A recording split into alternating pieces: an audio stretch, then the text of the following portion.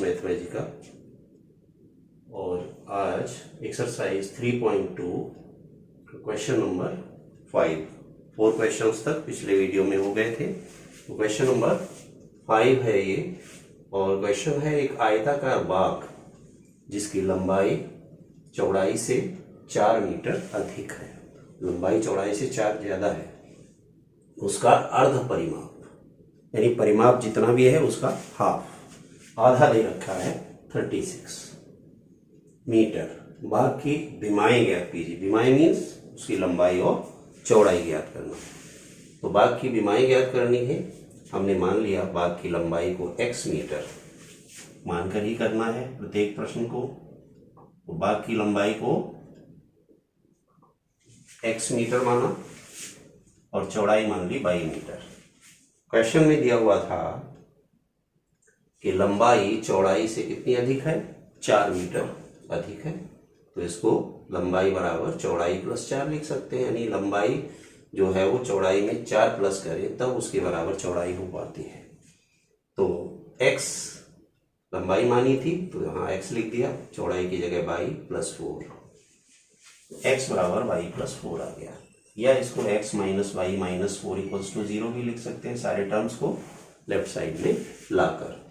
और y equals to X minus 4 ऐसा भी लिख सकते हैं। y को समझो इधर हम ले आए राइट साइड में और x माइनस 4 लेफ्ट में रह गया, तो y equals to X minus 4।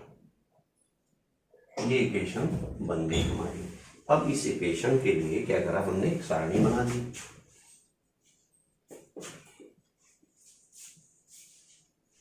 x और y के मानों के लिए इस इक्वेशन में x हमने 0 लिया, x बराबर 0, तो y आया हमारा 0 माइनस 4 बराबर माइनस 4। y की वैल्यू माइनस 4 आ गई। फिर हमने x बराबर लिया 4, तो y 4 माइनस 4 दैट इज 0। इस प्रकार से x के मानों को हमने रखा और उसके संगत y के मानों को प्राप्त किया।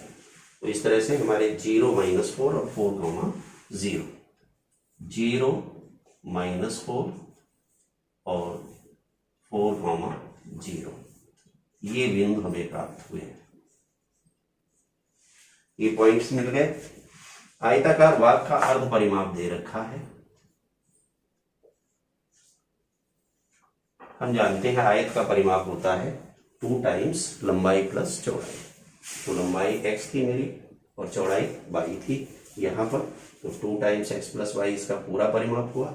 तो हाफ उसका क्या हो जाएगा, ये 2 नहीं लगेगा, x प्लस y होगा।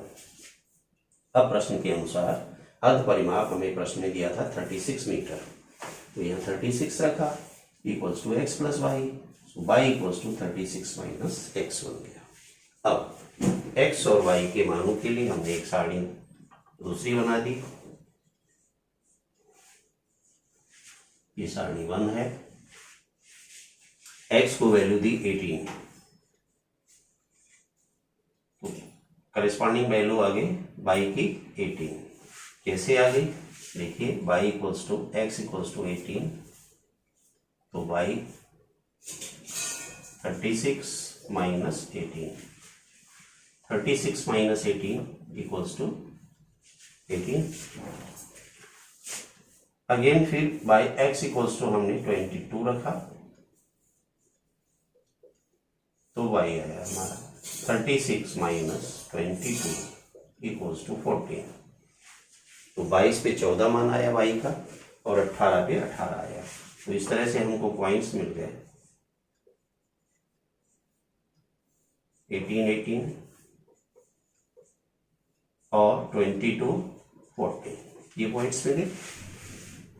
2 पॉइंट्स इस इक्वेशन के लिए हमने ले लिए और 2 पॉइंट्स इस इक्वेशन से ले लिए। अब इन पॉइंट्स को एक्स वाई समतल में इनको प्लॉट करेंगे, इससे स्ट्रेट लाइंस मिलेंगी। उनका जो प्रतिच्छेद बिंदु आएगा जहां पर वो काटेंगी, उसी बिंदु के एक्स कोऑर्डिनेट का मान x के बराबर होगा और y कोऑर्डिनेट का मान y के बराबर हो जाएगा। तो हमने x और y एक्सिस को बनाया, ये x एक्सिस है, x एक्स डैश, और ये y एक्सिस। अब इस पर हमने ये छोटे छोटे खाने बना लिए इक्वल डिस्टेंस पर।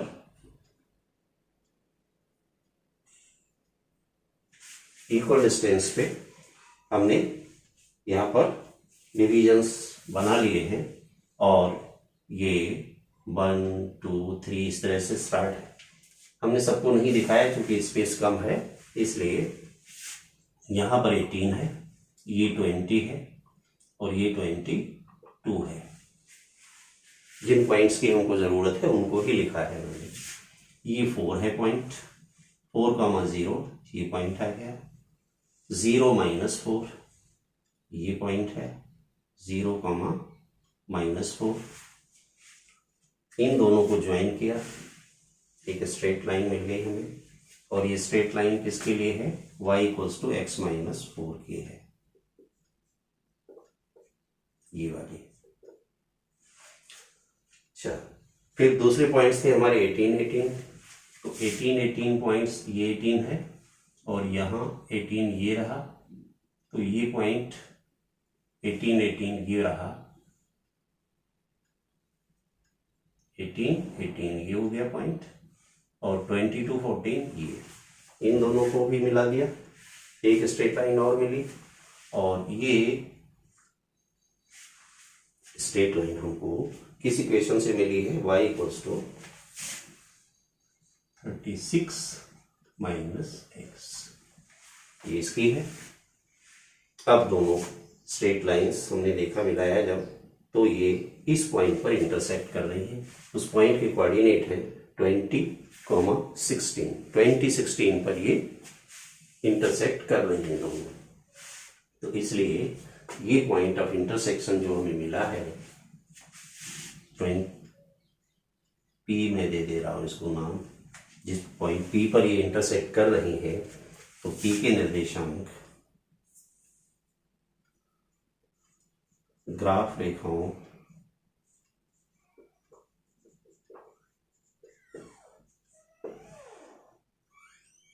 ये ग्राफ रेखा 1 है, और ये ग्राफ रेखा 2 है।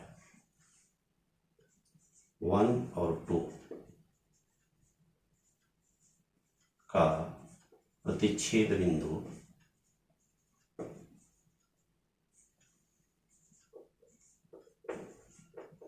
उसको इंग्लिश में क्या बोलते हैं? पॉइंट ऑफ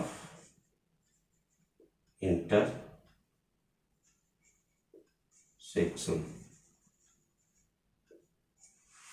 प्रतिच्छेद बिंदु या पॉइंट ऑफ इंटरसेक्शन P।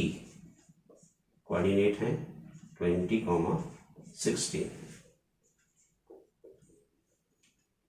इसलिए x = 22 और y = 16।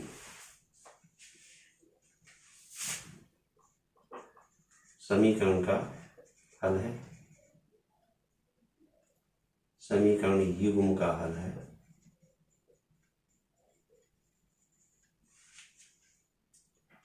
और इसलिए बाकी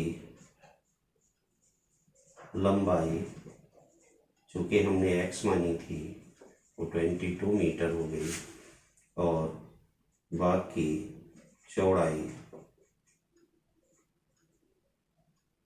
y मानी थी, और y हमारी 16 मीटर आई है। इस प्रकार से बाकी लंबाई और चौड़ाई दोनों ही फाइंड आउट हो गई। ये इसका सल्यूशन हुआ। ठीक है, क्वेश्चन का सल्यूशन मैं समझता हूँ अच्छे से समझ आ गया होगा। लंबाई को x और चौड़ाई को y मानकर दो इक्वेशन बना ली, जैसा भी क्वेश्चन में कंडीशन दी थी उसके अकॉर्डिंग।